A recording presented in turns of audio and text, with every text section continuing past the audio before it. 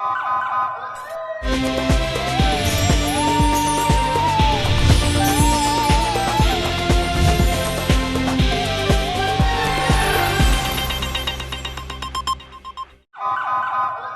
پہلے نظر ڈالتے ہیں اب تک کی بلیٹن کی۔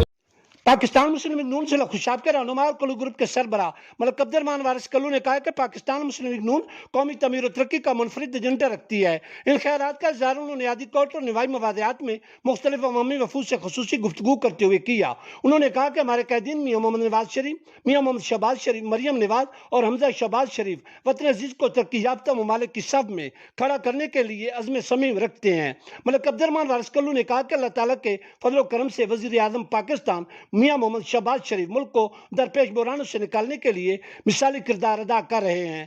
کلو گروپ کے سربراہ نے کہا کہ لیاقت حل کی تعمیر و ترقی ہمارے گروپ کی اولین ترجیح ہے۔ سدا بہار ایم پی اے ہمارے والد محترم ملک محمد وارث کلو نے اپنے دور میں اپنے حلقہ نیابت میں ریکارڈ ترقیاتی کام کروائے۔ اب ان کے بے لوث عوامی خدمت کے مشن کو برادر عزیز ایم پی اے بیرسٹر ملک معظم شیر کلو جاری و ساری رکھے ہوئے ہیں۔ P M L N district Khushab کے رہنما نے اس موقع پر مختلف عوامی وفود سے مسائل کے بارے میں بھی آگاہی حاصل کی۔